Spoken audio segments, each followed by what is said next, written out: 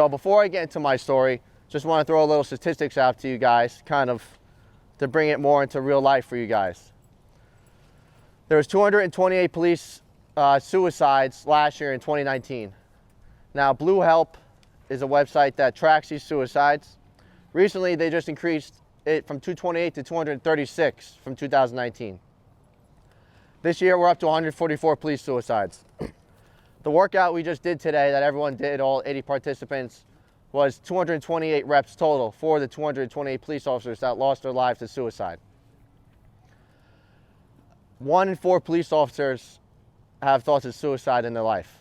That's like 25%, and that's a lot. Everyday people, civilians, PTSD, depression, anxiety, about 20% of the population suffers from that. This increases to 30% for first responders. I don't know if you guys heard the 22 a day quote. That basically shows that 22 vets commit suicide every single day across the United States. EMS workers, from call to call, traumatic call, about 69% of them, they don't really get to experience that call, and they go from call to call to call, so they don't have time to really take that in, and they're just bouncing from call to call to call, and they don't have time to really sit with it, and as we say, look down at your feet and bring that in. So there's a lot of trauma going on. There's just a lot of things going on where, you know, the hypervigilance, you're going from call to call to call, from job to job to job, and you don't really have a lot of time to take that in and really know what the heck just happened. It might be the next day, it might be the next week, it might be the next month, it might be the next year. So there's 2 studies too. The average age of a police officer is 57. And then another one said that 66. So the retirement age of a police officer, if you go the full retirement age, is 62 and a half years old. Don't quote me on that. It's either 62 and a half or 63 and a half. I should know this. But what I'm trying to say here is that I got on the job at 23 years old. I'm 28. So if I may be able to retire at 48 and 50, and the average age is 57 or 66, which is 22 years less than the normal population. You do the job, and then you also want to be able to live your life after the job, because the job is not your life. It's a part of your life. And for a lot of first responders and military personnel, it's a very hard distinction to separate that fine line. So Rep for Responders was created to create a safe haven for first responders and military so they can live a longer, better life, increase the emotional and survivability skills of first responders so they can make better decisions on the job and off the job. So hopefully that they can have less stress, you know, at their home life, during the job, but live longer. And also to prevent suicide, as we just said, those really sad numbers. So real quick about me, I grew up in Rockland County, New York. I grew up in Congress. Like I said before, there's something in the water in Congress, so stay away from there.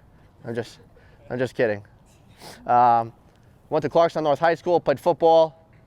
After I was also an Eagle Scout, volunteer firefighter in Congress for 4 years. Went to SUNY Cortland, played college football there.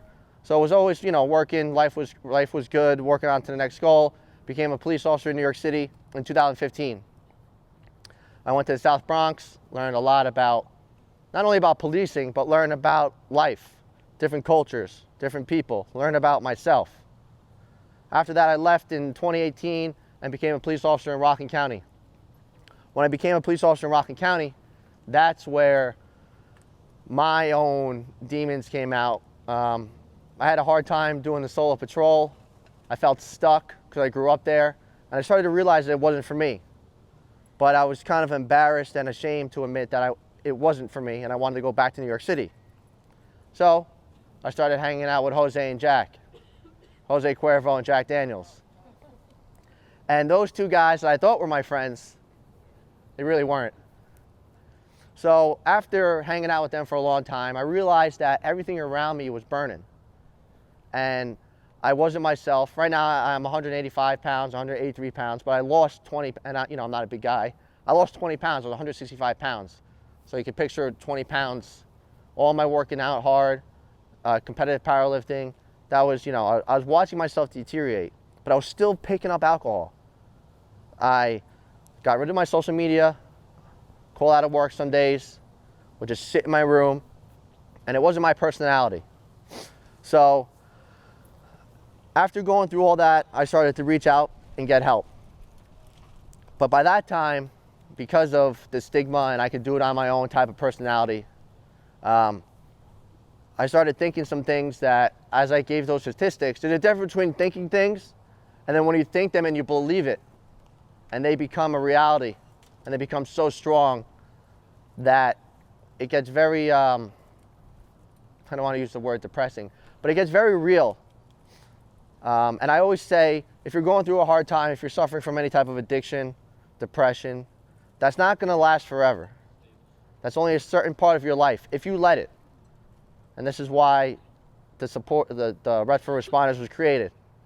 So when I went back to New York City, but by that time, like I said, it was already I was in a really, really dark way. I went to New York Presbyterian for 6 weeks in Westchester, came out, everything was still the same. Depressed, picked up a drink sometimes. So then I ended up going to the farm, which is in military and police words, rehab. I volunteered to go to rehab, got out in April of 2019, and still picked up sometimes. And I finally got it September 23rd of 2019 is the last time I picked up a drink, so I've been sober for 13 months. And just for today, you guys really helped me stay sober. And I really appreciate it from the bottom of my heart, because it's, like I said before, it's people like you that really help me, even though, you don't know me, you just see this kid, this guy talking about his story, but it really means a lot. So after I went all through that, and the New York City police officers, there was 12 suicides last year, I think 13 with one retired. This year we're up to 6 with a few retired. So I know how it feels, and I went through hell, because it was really bad. My friends, my family, I almost lost my beautiful girlfriend Christina over there. So I had to make a decision. I had to say, what's really important in life? The job is a job, but there's more things that's important than the job. So after I started getting a little better day by day, none of this stuff is easy. Same thing with working out, right? You don't just get to a 500-pound deadlift in 2 weeks. You don't just get your mile time down in 2 weeks. It takes time. So after I realized, working out was a great coping mechanism for me, eating healthy, and kind of what I'm doing now, a support group, talking about my issues with more deeper issues with people that I trust.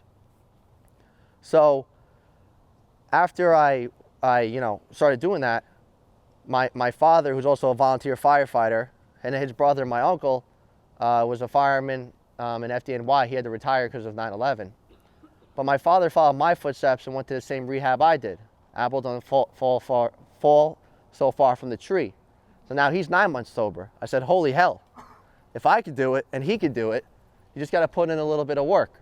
So came up with the program Rest for Responders, which through fitness, support, and eating healthy, we can help our first responders and military personnel live a longer, safer, better life, and make better decisions while they're at home and working. So really, what is Rest for Responders? It's a safe haven for first responders. We opened up a gym in March. It was open for a week. Due to COVID, we had to close down. So we ended up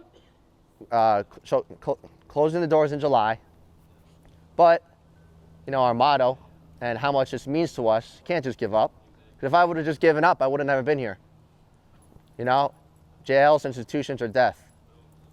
As a cop saying that, And I always say, what's the difference between a cop and someone on the street, right?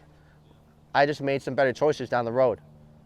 My environment was a little different, but I made those choices.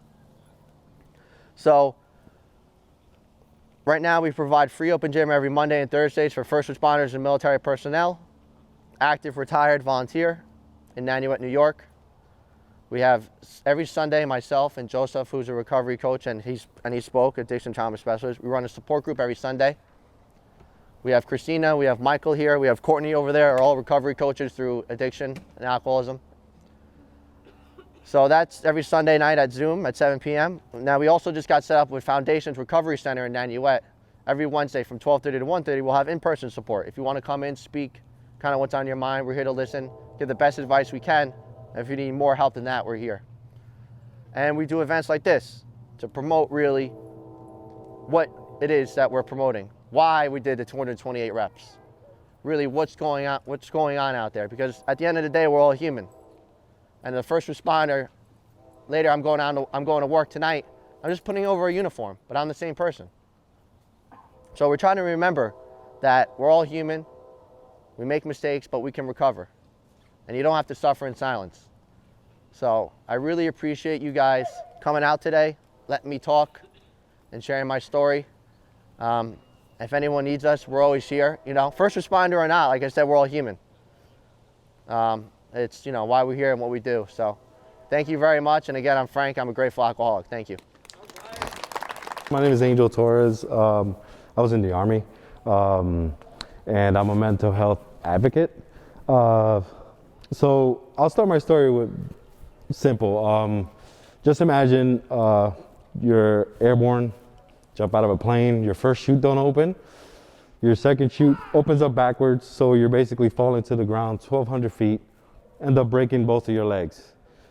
That happened to me 3 years ago. I had a left hip repair, 3 osteopathies, right quad repair, MPFL, kneecap repair, jaw repair, septum repair, and I hit my head pretty hard. I have a blood spot in my head actually when they just finished an MRI not too long ago. And I'm also going for another surgery in 3 days to repair my knee again. 3 years ago, the doctor told me I wouldn't be able to walk again without assistance. I had a daughter, she was 4 years old. Of course, that's gonna affect you mentally a lot. I had a good career in the military, so like when they told me I had to get out medically, that kind of hurt also. So mentally, I was completely like gone. So I was put in an institution for 6 months because of mental health. I basically try to do things to myself that's not normal, so they had to take care of me that way. When I got out, it's funny, I went to the VA in New City and I went there for help. And I kind of felt alone in a way, like they were supposed to be there, but they weren't. I walked out and I see Frank for some reason coming up to give flyers about reps for responders. I found out what it is, and honestly, Frank has been there since day one. Anytime I need him, I'll call him at 2, 3, 4 o'clock in the morning. He'll be there. The gym has been a go-to for me since all this happened. I can't run, I can't do like the squats and deadlifts, but I can bench. In March, I just got invited to the Arnold. I'll be going for the world record at Submasters for bench. And they're all telling me like, you know, you can do handicap if you want, you got the right to do that. But for me, no, I'm perfectly able to do what I have to do with what I have, you know. I might not be able to do everything everybody else does, but I'll do what I have to do to get what I want. And in life, I feel like you sometimes need that. You kind of have to do what you have to do to get what you want. You know, in these WOD workouts, you're going to be working out with somebody else. You know, you're both going to be working together to complete something, you know, a task that's probably hard for most people. You know, for example, if I were to do it, I wouldn't be able to do the run part. I'm sure my wife would step in and run for me. You know, that's one person that from the beginning, it's funny, I met her when I got out of the hospital. We went to the gym, she would load up the plates for me and stuff like that, and I would bench. That's all I would do all the time. And she got into powerlifting too, and now she's a all-time world record holders in bench, in squat and deadlift. So she's like, you know, kind of driving me for more. And everything I do, I feel like if it wasn't for the people beside me, I wouldn't be able to do. I probably would have given up a long time ago. You know, when the whole COVID situation was going on, there's times I would call the suicide hotline and like, unfortunately you know, it was the COVID thing, so the wait was super long, like all that kind of stuff. But I always had Frank there. Like I would call him and literally he was like, do you want to meet up? Do you want to do this? Do you want to do that? Let's go work out. Let's go do something. You know, just someone there to basically help you and push you in any way possible. You know, I feel like if it wasn't for these people, I definitely would have given up a long time ago. But they give me hope. You know, they give me a lot of hope. And well, hopefully now that I'm getting this other surgery, I'm hoping that I'd be able to go dance with her, hopefully run, you know, do other things that like I thought wasn't possible and that the first doctor said I wasn't gonna be able to do. You know, but obviously I'm here walking, you know, I'm able to like share my story, you know, of never giving up, never quit, because this will be my 8th surgery to my legs. Total of 12 surgeries right now. So, you know, my thing is, again, do what you got to do to get what you want in life, no matter what it is. Like, and if you need anybody, please, like, just know we're always there. You can always email us or message us on Instagram. Me personally, it doesn't matter what time it is. You'll always have somebody there for you. You know, mental health is very, very important, you know, for more reasons than one. But I hope that you guys know that, you know, if you guys know any veterans, police, or anything like that, first responders, and you feel like they need somebody to talk to please always count on us, you know, because from the beginning, I've always counted on Frank, and obviously I'm still here. You know, I've counted on my wife, I'm still here. You know, and of course I count on my daughter too, but she's little still, so she doesn't really know everything, you know?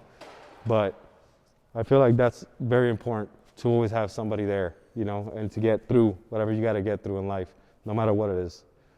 So thank you. Just a little bit about me. First of all, I'm here to represent anyone born before 1950. I see all the people, I think they're on their couches or still in bed. But I say that because when we're talking about not only fitness, but when we're talking about learning survival skills, unfortunately, we don't live in a world where we are taught, you know, given some clues or ideas of like, what do I do next as I go from, you know, this very beautiful, healthy young person to a, you know, very beautiful, healthy old person. REPS is specifically for first responders and their loved ones.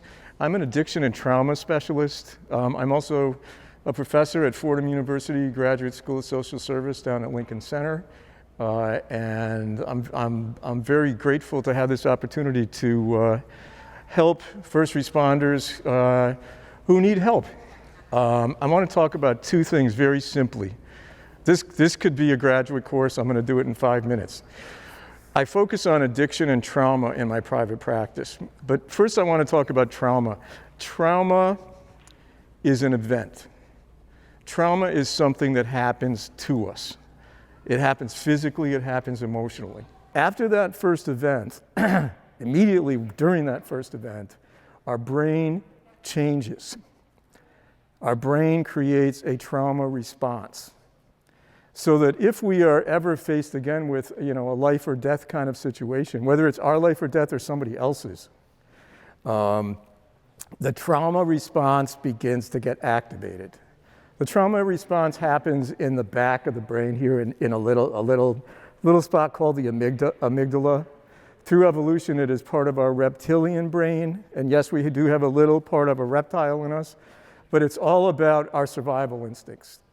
So if we experience a trauma again, whether it's ours or somebody else's, that little spot in our brain, which is really meant there to save our life, will begin to go into play and begin to prepare us for the trauma response, which is I fight, I flight, meaning I run away as fast as I can, or I freeze. That happens automatically. You can't stop that from happening. What that is symptomatic of, what I just said, is what we call post-traumatic stress disorder. Many people call and come to me and say, you know, I'm traumatized, and I understand the term.